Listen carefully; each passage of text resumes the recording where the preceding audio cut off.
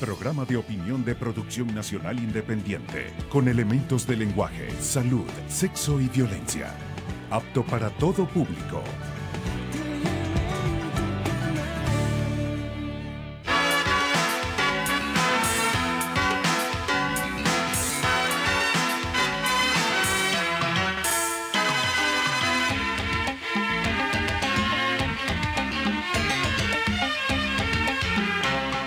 Amigas y amigos, Venezuela no está sola. La sensación que tienen algunos compatriotas de que el país está aislado, desasistido de solidaridad en el exterior, es explicable por la brutal campaña mediática que la derecha, la oligarquía y los grupos económicos que controlan los medios realizan a diario. Se trata de una campaña sin precedentes en América Latina, salvo en los casos de la Guatemala del presidente Jacobo Arbenz y del Chile de Salvador Allende. En ambos casos la campaña desfiguró los procesos que se cumplían en esas naciones. Los criminalizó e inventó todo tipo de infamias, con lo cual poderosos intereses transnacionales desataron a lo interno de esos dos países terribles procesos inflacionarios, escasez de los productos de primera necesidad y estimularon la desestabilización que fatalmente condujo a cruentos golpes militares. Con Venezuela actualmente se hace lo mismo. Se inventan las situaciones más absurdas, se desconocen resultados electorales impecables, se califica al país de dictadura y se inventan truculentas versiones sobre la violación de los derechos humanos. Apuntalado en esta campaña, el gobierno de los Estados Unidos aprueba sanciones insólitas que impiden a Venezuela manejarse soberanamente en el campo económico y financiero. Sanciones extremas que estimulan la crisis económica e influyen de manera terminante en la migración de sectores de la población que sirve para satanizar aún más la situación del país. La campaña cuenta con poderosos recursos y está montada sobre un diseño hábilmente elaborado que desestabiliza emocionalmente a la ciudadanía, que siembra en ella la desesperanza y esparce sobre el país una espesa capa de pesimismo. Ese pesimismo determina la sensación de que Venezuela está aislada y cercada en el mundo, lo cual es incierto. A medida que avanza la agresión, se despeja el horizonte. Naciones desarrolladas, verdaderas potencias industriales, agrícolas, financieras, expresan su solidaridad a Venezuela, como es el caso de China, Rusia, la India y otros tantos. Solo el imperio norteamericano y sus incondicionales, como son las naciones de la Unión Europea y los cipayos de Latinoamérica, se aferran a la embestida contra Venezuela, mientras que ésta reacciona con dignidad, con coraje e inteligencia. Por consiguiente, no hay razón alguna para mostrar pesimismo y para sucumbir ante la percepción de que en el mundo Venezuela está sola y aislada. Todo lo contrario, el bloque que se conformó para lograr semejante propósito se resquebraja a diario. Pausa y al regresar converso con el internacionalista y miembro de la Asamblea Nacional Constituyente, Roy Daza.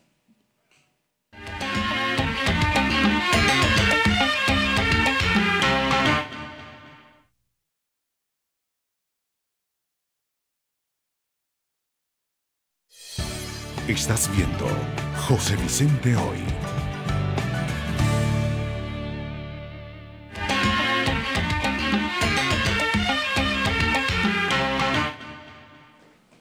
Mi invitado de hoy, Roy Daza, internacionalista, integrante de la Comisión de Relaciones Exteriores del Partido Socialista de Venezuela y columnista en varios diarios del país. Es decir, un personaje que maneja la política exterior, que en este momento es quizá el aspecto más importante de lo que está ocurriendo en el mundo. Bienvenido, Roy. Muchísimas gracias. Un honor para mí estar aquí otra vez contigo. Muchas gracias. Mira,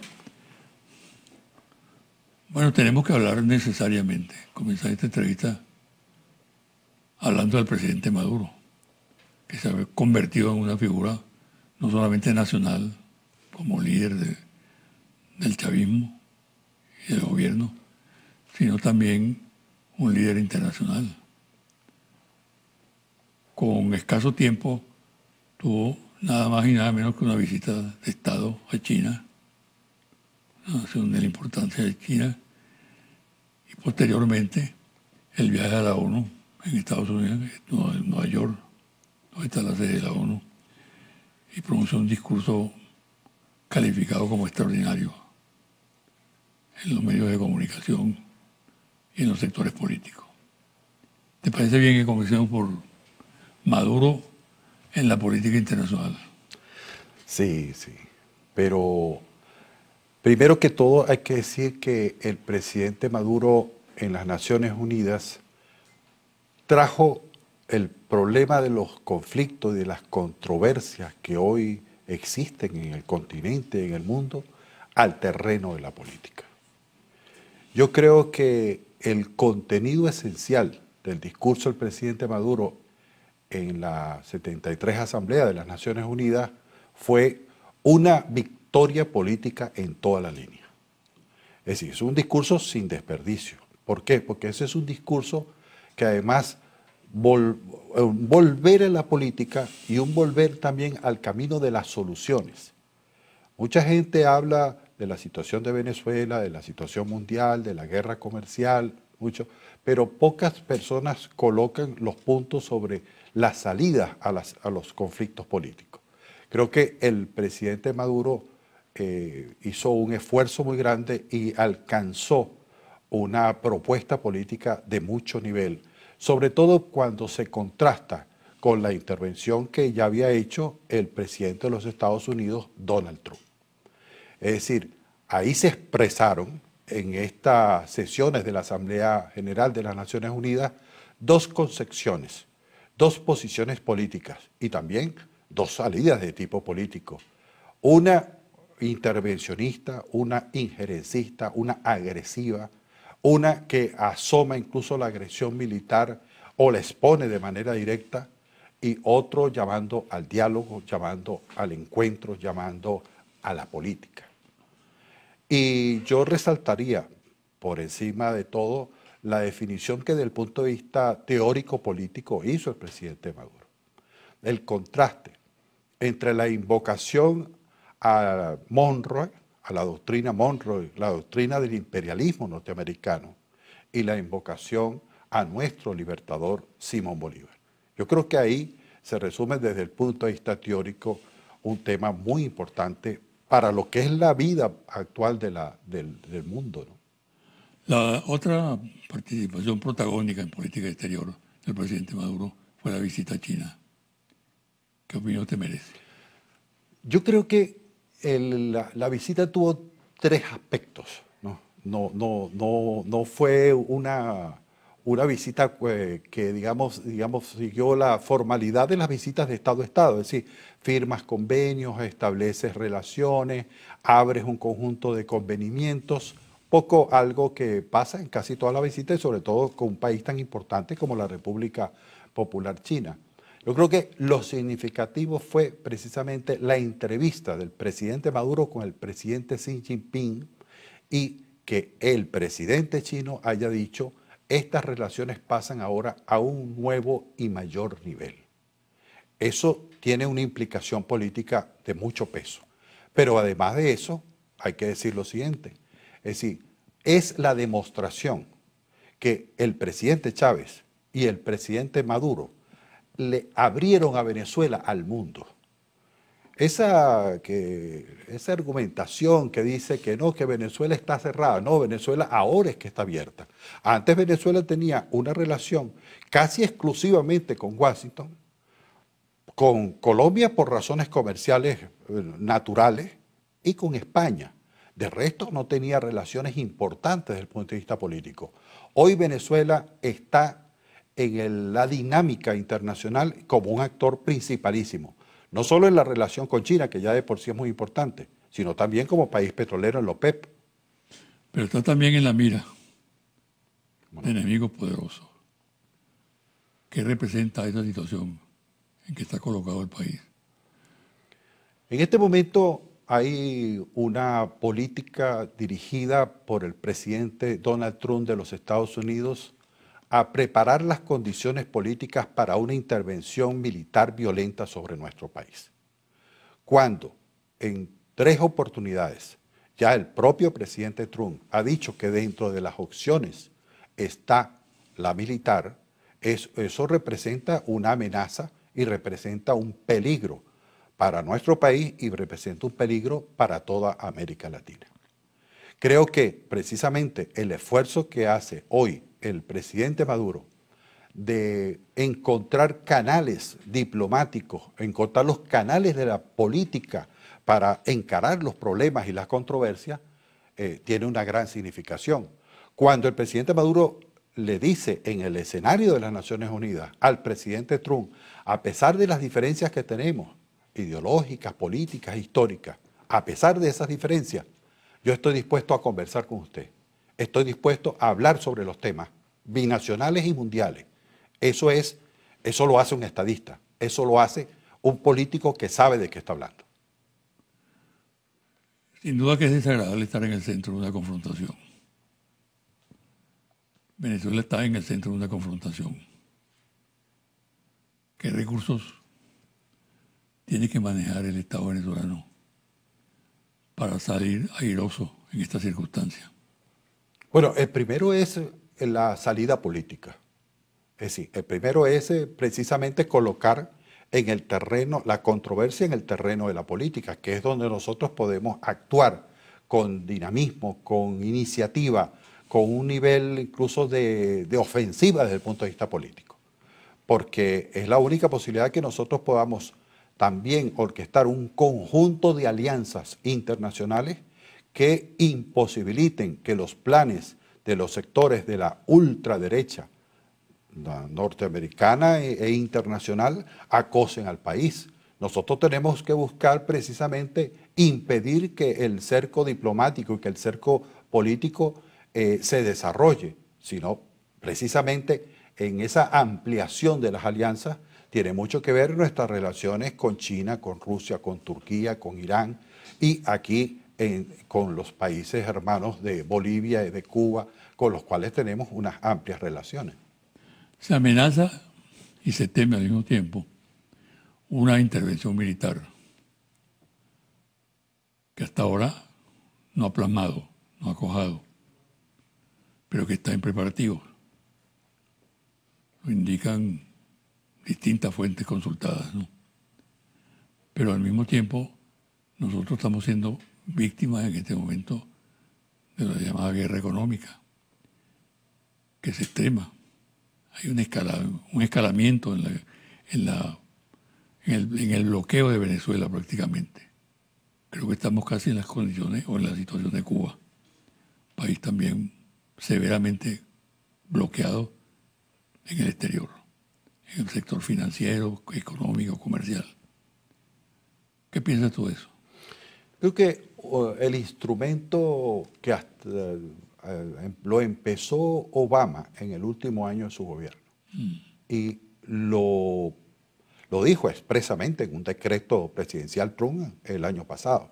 Es decir, el bloqueo un hombre tan inteligente e indudablemente, vamos a decir que del campo progresista, entre comillas, como Obama, ¿por qué incurrió en ese acto?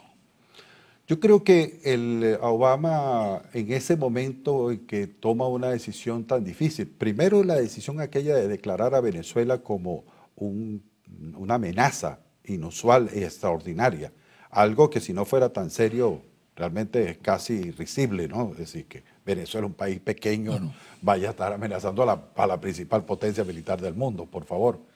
El hecho de haber avanzado en esa dirección tiene mucho que ver con la propia conflictividad interna de los Estados Unidos.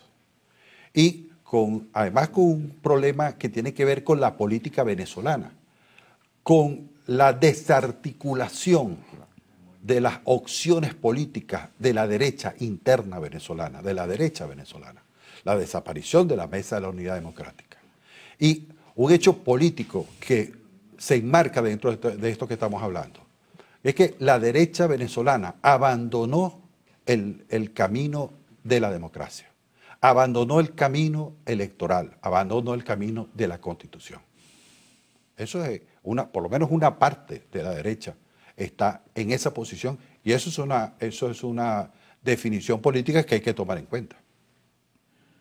Roy, vamos a hacer una pausa y al regreso quiero que profundice un poco más eso que acaba de decir. Bueno. ¿Ok?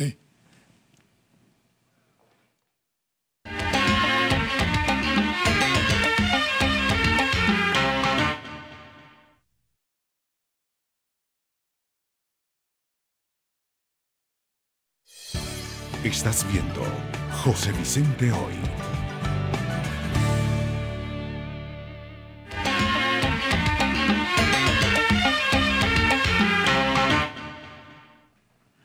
Tú tocaste un tema muy importante en el anterior segmento, y es la actitud de la derecha venezolana, totalmente consular, que hace política no en el país, sino en el exterior, para presionar.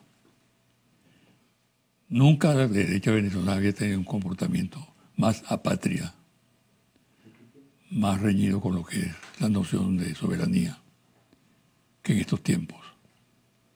Se puede decir que se ha vuelto hacia el fascismo, más que expresión de una política de derecha normal y natural en cualquier país. Profundiza este tema. Sí. Cuando a mí me ha tocado reflexionar sobre la actuación política de la derecha, a mí me cuesta mucho entender, porque no lo encuentro en la historia de Venezuela, a dirigentes políticos que estén buscando apoyo en un poder imperial como los Estados Unidos, para incluso hacer política desde Estados Unidos con la política de otro país en otras circunstancias. Es decir, de verdad, yo que he estudiado un poco de historia en mi vida, no lo veo. Es más, incluso me puse a leer hace muy poco un gran libro de Paco Ignacio Taibo II, Patria se llama, porque es el análisis de los conservadores que buscaron a un emperador en Europa para traerlo, fue Maximiliano, y llevó a la guerra de resistencia de México.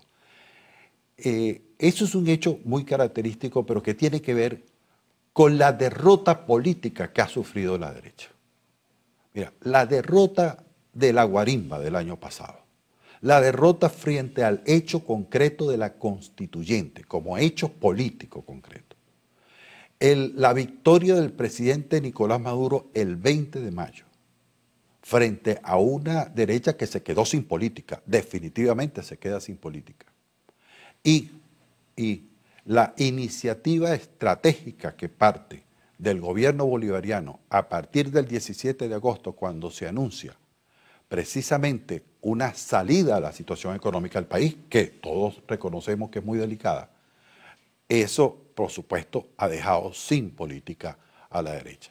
Es más, incluso en estos últimos días, después de la intervención el pasado miércoles del presidente Maduro, es decir, uno ve cómo ni siquiera lograron reaccionar, los opinadores aquí de la derecha, ni siquiera lograron reaccionar con una idea más allá de un insulto, más allá de la agresión, con una idea política sobre la situación.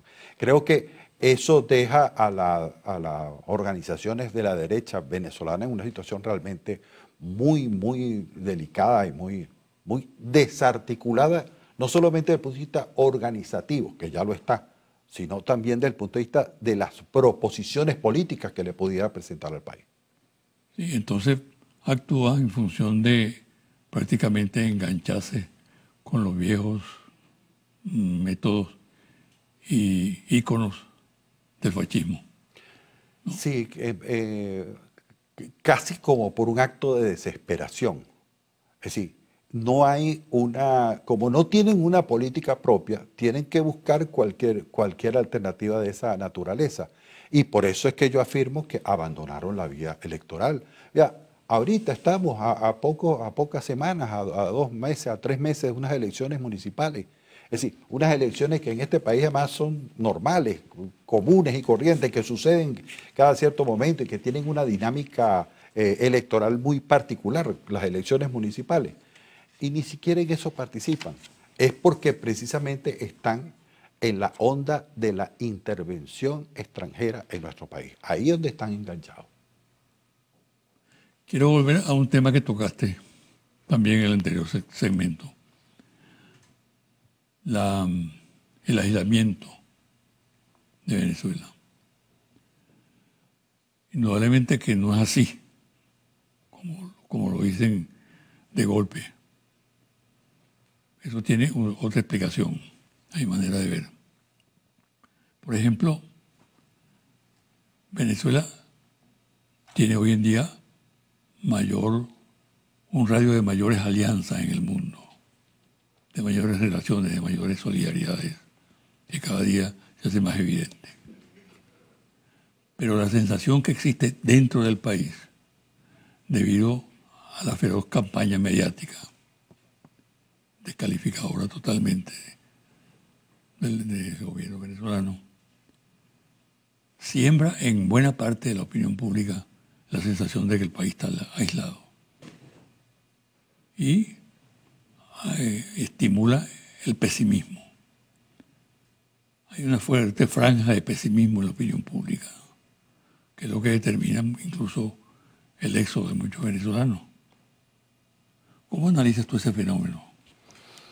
Mira, lo que pasa es que los procesos políticos avanzan y retroceden.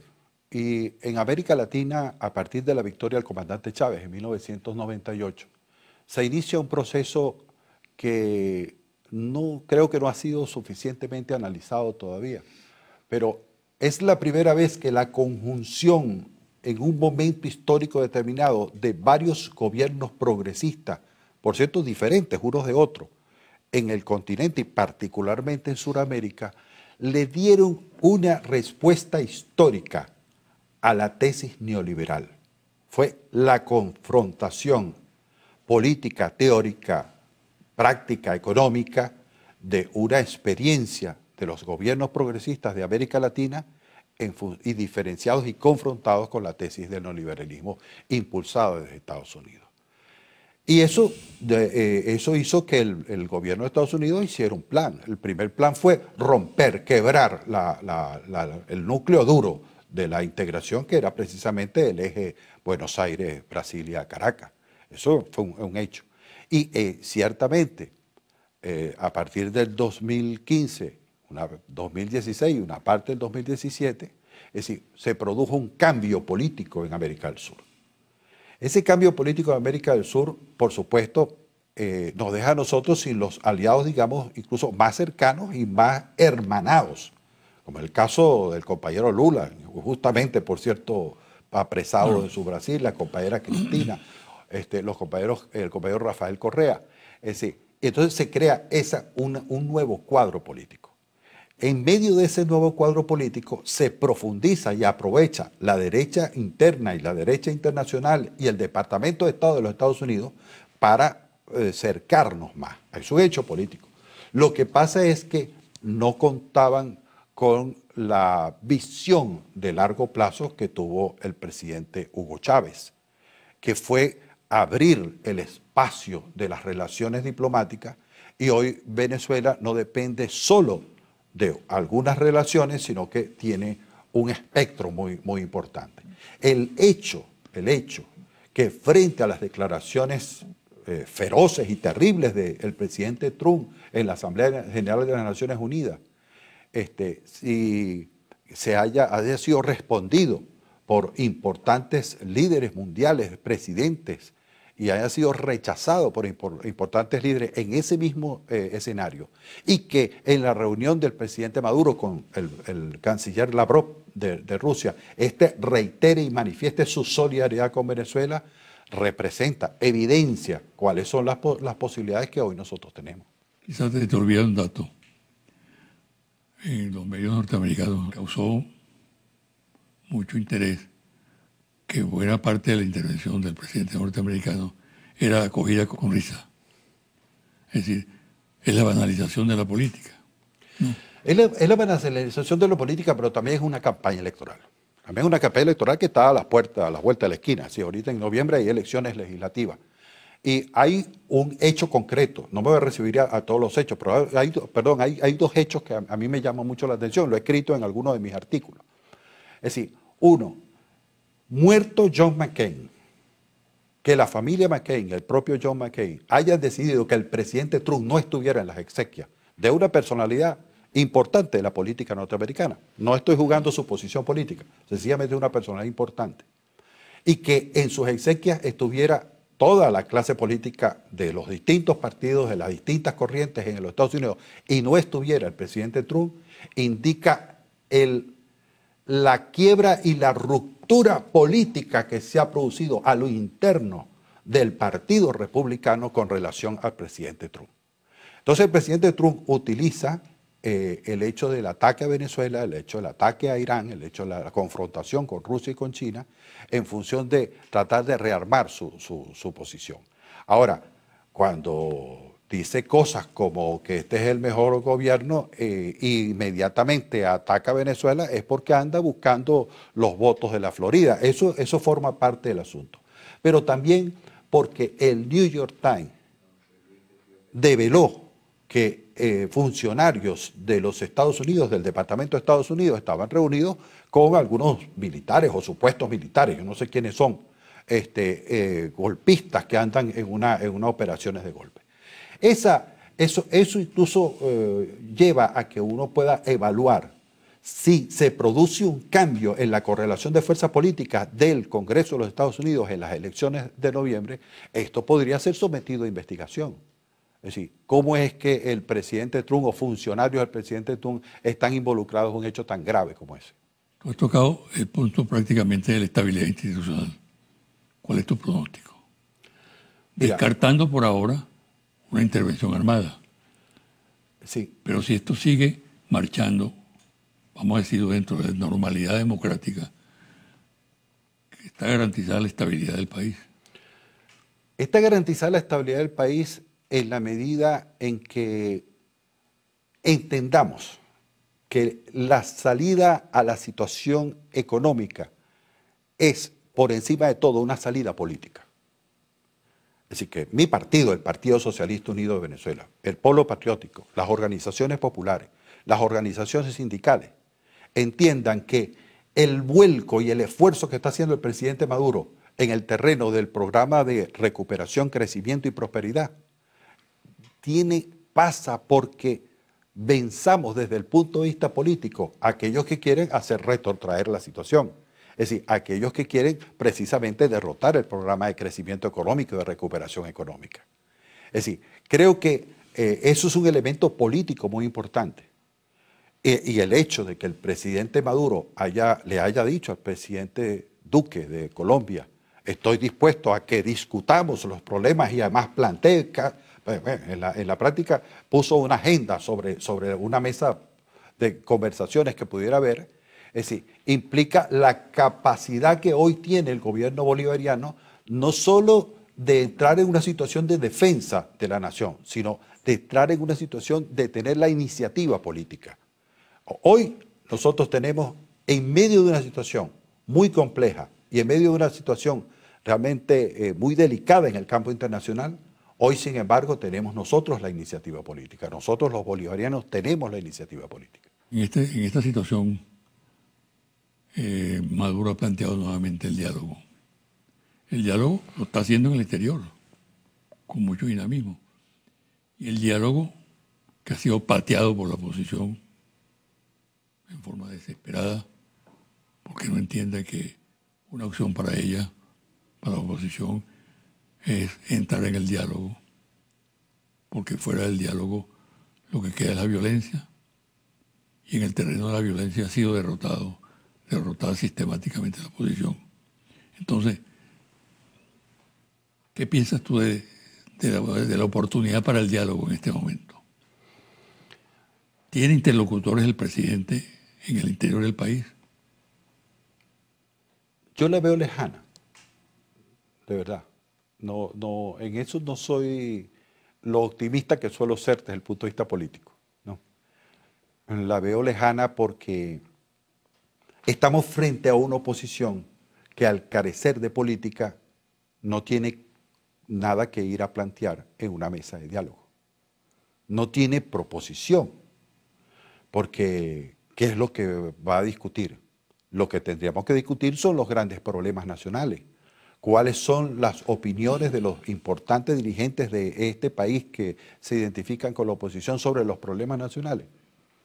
Realmente dicen cosas, uno que otro dice algo. Hay un sector de la oposición, que está participando en las elecciones, que insiste en lo del diálogo, y por cierto, hay que tomar en cuenta una cosa que es muy importante, que se distanciaron de la agresión de Almagro, de Luis Almagro, el secretario general de la OEA.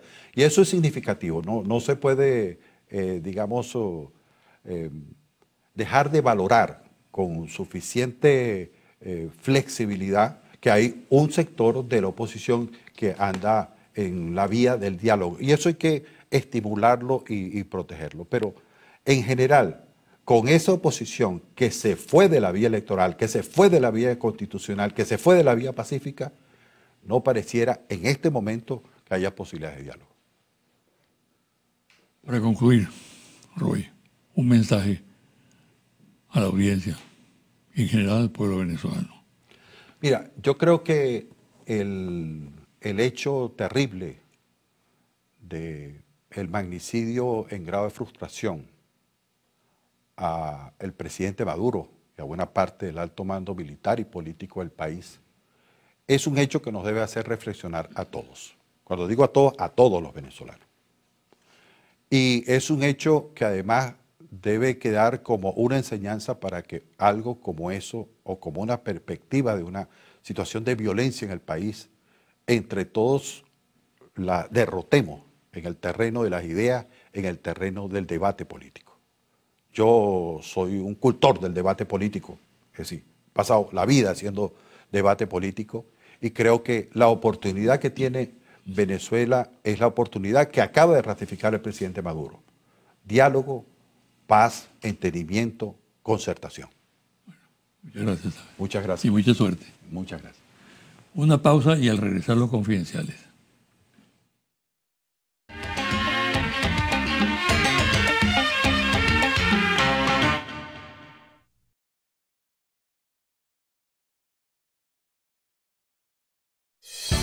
Estás viendo José Vicente Hoy.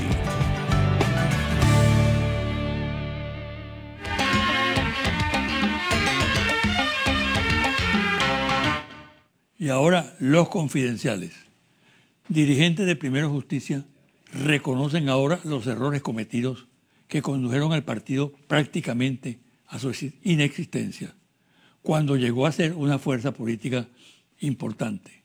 Ahora la mayoría de sus dirigentes está en el exterior y los cuadros que movilizan la organización se han retirado. Sin embargo, se ha sabido que ante la situación que confronta esta organización partidista, hay una tendencia a regresar a la lucha legal para participar en los próximos procesos electorales que se realicen en el país. La decisión que adoptaron de común acuerdo Acción Democrática, Un Nuevo Tiempo y otras organizaciones partidistas es de no validar ante el Consejo Nacional Electoral para participar en las elecciones municipales de diciembre de este año, lo cual ha generado un incremento de la crisis interna en las bases de esos partidos que consideran que quedan sin política y dejan el campo abierto a los adversarios. Se estima que la tensión interior puede desatar graves cuestionamientos contra el liderazgo responsable de la decisión que más adelante signifique el desplazamiento de estos dirigentes de los cargos de dirección que detentan por muchos años. La posición asumida por el secretario general de la OEA, Luis Almagro, caracterizada por sus sistemáticos ataques a Venezuela, a su gobierno y al chavismo, es considerada como mercenaria.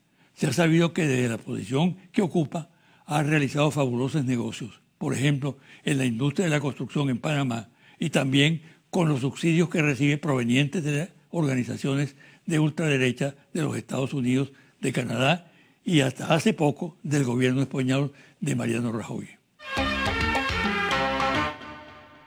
Al mismo tiempo se señala que Luis Almagro es utilizado como vocero principal por el corrupto senador norteamericano Marco Rubio, contra el cual avanza el sometimiento a un proceso judicial por hallarse involucrado en graves delitos de lavado de dinero y conexiones con el narcotráfico.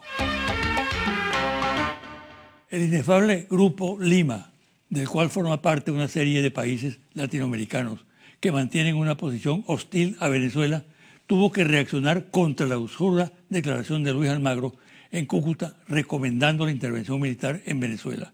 El repudio a Almagro y la posición adoptada por el Grupo Lima, cuestionándolo abiertamente, es interpretada por analistas políticos como el comienzo de una ruptura del frente que se ha formado en el exterior contra Venezuela. El representante de una empresa multinacional de servicios petroleros en países latinoamericanos, entre otros Venezuela, al regreso de Colombia, comentó el creciente disgusto del uribismo con el presidente Duque por los nombramientos de ministros de su propio entorno y el rechazo a compartir información de inteligencia política con el expresidente. La inteligencia política tiene que ver con el expresidente Juan Manuel Santos y algunos negocios realizados por este. Un alto funcionario del Departamento de Estado de los Estados Unidos es partidario de proponer un canal diplomático con Venezuela. La propuesta se interpreta como una iniciativa de un sector del Partido Republicano, mientras que la actitud de la Casa Blanca es muy dura, prácticamente de rechazo. Por cierto, una propuesta para reformular la relación de los dos países, Estados Unidos y Venezuela, contiene 10 puntos a los que Venezuela, si quiere, agregaría otros tantos.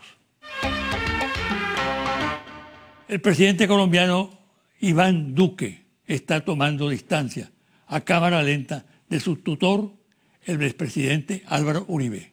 Es decir, que se repite la historia de lo que sucedió a Uribe con Juan Manuel Santos, quien poco tiempo después de instalado en la Casa de Nariño se volvió contra su jefe. Confidencial al cierre, Interlaces. Ficha técnica, 1.580 entrevistas directas en hogares de todo el país del 26 de agosto al 7 de septiembre 2018. Resultados. Le voy a mencionar una lista de dirigentes de la oposición venezolana y usted me dirá primero si lo conoce o no lo conoce. Y si lo conoce, me dirá si tiene opinión favorable o desfavorable acerca de esa persona. Julio Borges. No lo conozco, 1%. Desfavorable, 83%. Favorable, 15%. No tengo opinión, no sabe, no contesta, 1%. Henry Ramos Ayud. No lo conozco, 1%. Desfavorable, 77%. Favorable, 19%. No tengo opinión, no sabe, no contesta, 3%. Enrique Capriles Radosky. No lo conozco, 1%. 76% desfavorable. Favorable, 20%. No tengo opinión, no sabe, no contesta, 3%. Henry Falcón. No lo conozco, 1%. Desfavorable, 73%. Favorable, 22%. No tengo opinión, no sabe, no contesta, 4%. Leopoldo López. No lo conozco, 1%. 65% desfavorable. Favorable, 32%. No tengo opinión, no sabe, no contesta, 2%. María Corina Machado. 1% no lo conozco. 64% desfavorable. 30% favorable. 5% no tengo opinión, no sabe, no contesta. Hasta aquí el programa de hoy. Me despido hasta el próximo domingo a las 9 de la mañana por este su canal Televen.